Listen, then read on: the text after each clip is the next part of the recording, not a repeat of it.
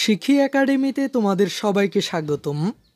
এই ভিডিওতে এখন আমরা ষষ্ঠ শ্রেণীর গণিত বইয়ের দৈর্ঘ্যমাপী অধ্যায়টি থেকে 144 পৃষ্ঠার একক কাজটির সমাধান দেখব। তো প্রথমেই চলো আমরা দেখে নেই এই একক কাজটি করার জন্য আমাদেরকে কি নির্দেশনা দেওয়া হয়েছে। এখানে বলা হয়েছে স্কেল দিয়ে গণিত পাঠ্য বইটির দৈর্ঘ্য, প্রস্থ ও উচ্চতা ইঞ্চিতে এবং সেন্টিমিটারে মেপে খাতায় একটি তালিকা তৈরি করবে। তালিকা পর্যবেক্ষণ করে ইঞ্চি ও সেন্টিমিটারের মধ্যকার সম্পর্কটি যাচাই করবে। তো এখানে আমাদের কাজটি হচ্ছে গণিত পাঠ্য বইটির দৈর্ঘ্য, প্রস্থ ও উচ্চতা ইঞ্চিতে এবং সেন্টিমিটারে মেপে নেওয়া, মেপে নিয়ে খাতায় একটি তালিকা তৈরি করা। এরপর তালিকা পর্যবেক্ষণ করে ইঞ্চি ও সেন্টিমিটারের মধ্যকার সম্পর্কটি নির্ণয় করা। তো প্রথমে আমরা গণিত পাঠ্য বইটির দৈর্ঘ্য, প্রস্থ ও উচ্চতা ইঞ্চিতে মেপে নিব। মেপে নিয়েই প্রথম কলামে উল্লেখ করব।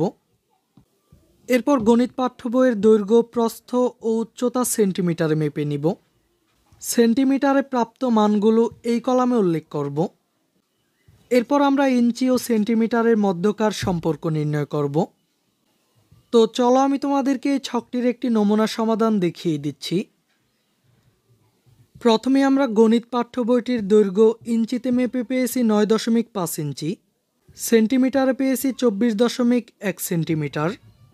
তাহলে 9.5 ইঞ্চি সমান যদি 24.1 সেন্টিমিটার হয়, তার মানে 1 ইঞ্চি সমান হবে 24.1 ভাগ 9.5 সেন্টিমিটার। আমরা এখানে ভাগফল পাই 2.54 সেন্টিমিটার।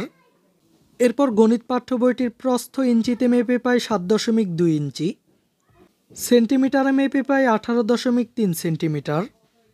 তাহলে 7.2 ইঞ্চি সমান যদি 18.3 সেন্টিমিটার হয়, তার মানে 1 ইঞ্চি হবে 18.3 ভাগ 7.2 সেন্টিমিটার।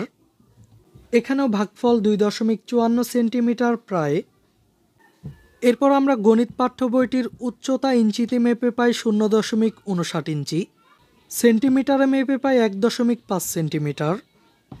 একইভাবে এখানেও 1 ইঞ্চি সমান 1.5 ভাগ 0.59 সেন্টিমিটার। এখানেও ভাগফল 2.54 সেন্টিমিটার প্রায়। প্রাপ্ত পরিমাপকৃত মানগুলো হতে ইঞ্চি ও সেন্টিমিটারের মধ্যকার সম্পর্ক নির্ণয়ের জন্য এদের গড় মান নিয়ে পাই। এখানে আমরা প্রাপ্ত তিনটি মানের যোগফলকে 3 দিয়ে ভাগ করে গড় মান পাই 2.54 সেন্টিমিটার প্রায়। তার মানে এখানে আমরা ইঞ্চি এবং সেন্টিমিটারের মধ্যে যে সম্পর্কটি পেলাম তা হলো 1 ইঞ্চি সমান 2.54 সেন্টিমিটার প্রায়। এই ক্লাসে এই পর্যন্তই। পরবর্তী ক্লাসে আমরা এই দলগত কাজটির সমাধান দেখব। শিক্ষার্থীরা, এই ক্লাসটি তোমাদের কাছে কেমন লেগেছে তা আমাকে কমেন্ট করে জানিয়ে দাও। আর পরবর্তী সকল ক্লাসগুলো নিয়মিত পাওয়ার জন্য চ্যানেলটিকে এখনই সাবস্ক্রাইব করে রাখো।